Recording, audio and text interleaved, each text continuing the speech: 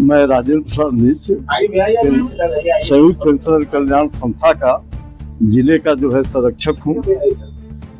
किस तरह का आप लोग का 17 तारीख का कार्यक्रम क्या है? 17 तारीख को हमारा जो है माननीय प्रधानमंत्री और वित्त मंत्री भारत सरकार को ज्ञापन देने का प्रोग्राम है।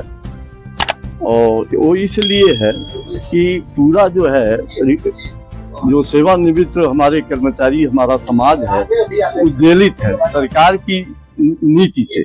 सरकार ने मार्च 2025 में अधिनियम पास करके विधेयक पास करके ये कर लिया है कि अब पेंशनरों का अधिकार अपने हाथ में ले लिया है। अभी तक ऐसा था कि पेंशनरों का हक था। सुप्रीम कोर्ट का ऐसा वर्जन है कि पेंशनरों का हक है, ये कोई खैरात नहीं है। और ये हमको सरकार हमारे वेतन का अंश जो हम कार्यकाल में संचित करते हैं सरकार के पास, उसी से हमको वो पेंशन देते हैं। लेकिन सरकार ने अब जो है पेंशनरों का अधिकार अपने हाथ में ले लिया। पेंशनर उनकी कृपा पर है। और इसकी पुष्टि ऐसे होती है कि 8वें पे कमीशन में विचारार्थ जो है पे कमीशन जो बैठा है उसमें विचारार्थ जो बिंदु डाले गए हैं, राजपत्र जारी किया गया है, उसमें पेंशनरों का बिंदु नहीं है। इसलिए हम लोगों की शंकाएं वाजिब है और हम लोग उद्वेलित है, पूरे राष्ट्र में उद्वेलित है।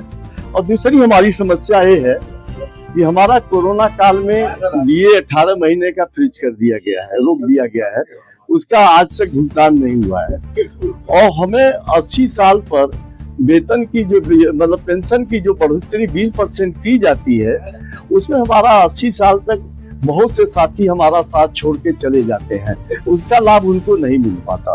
तो हम लोगों की मांग है कि उसको 65, 70, 75 पर 5, 10, 15% किया जाए और 80 साल पर 20% दे ही रहे हैं और 100 साल पर 100% है ही है।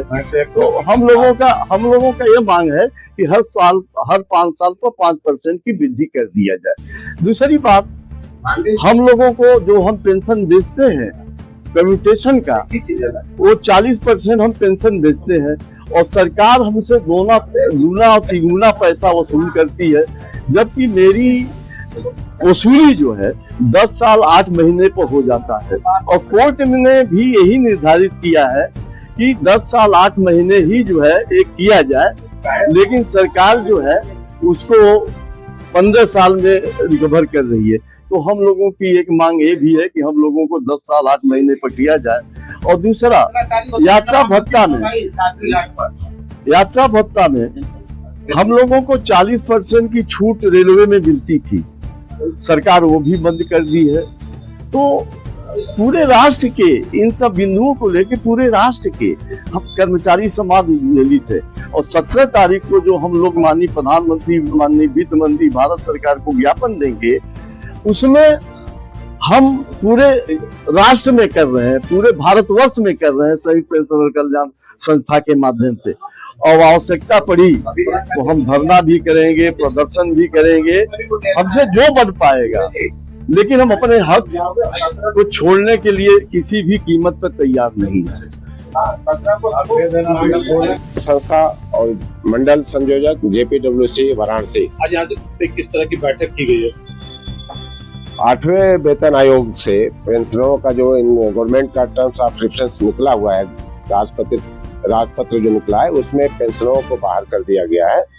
इसके विरोध में हम लोग 17 तारीख को माननीय प्रधानमंत्री जी को और माननीय वित्त मंत्री भारत सरकार को एक ज्ञापन देने जा रहे हैं कि हम लोग को भी उसमें जैसे 7वें वेतन आयोग तक कार्यरत कर्मचारियों के साथ पेंशनरों का भी DA और पेंशन पर विचार किया जाता था, 8वें वेतन आयोग में भी पेंशनर्स को भी रेगुलर कर्मचारियों के साथ उसी तरह से हम लोग को उसे शामिल करके और हम लोग पर भी विचार किया जाए। क्या मांगे हैं आप लोगों की?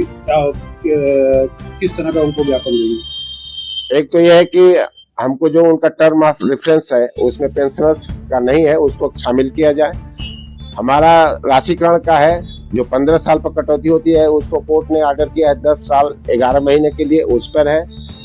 60, 65, 70 पर जो हमारा 5, 10, 15% बढ़ना चाहिए उस पर है। ये 80 साल पर देते हैं, जबकि हमारे बहुत सहयोगी साथ छोड़ के चले जाते हैं।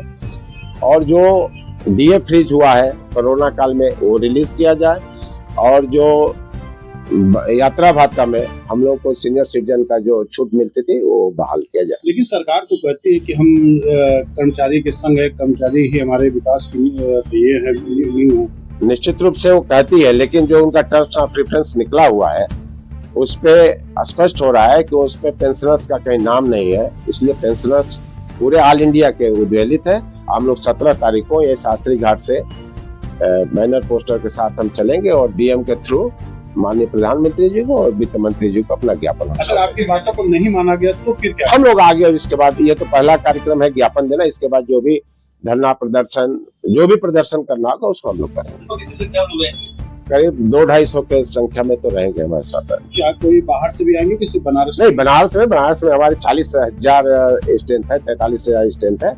उसमें बहुत लोगों को लेकर नहीं जाया जा सकता, लेकिन हम 500-600 आदमियों को कॉल किए हैं आने के लिए। उसमें 200-250 आदमी को लेकर मैं डीएम कैंप पहुंचूंगा।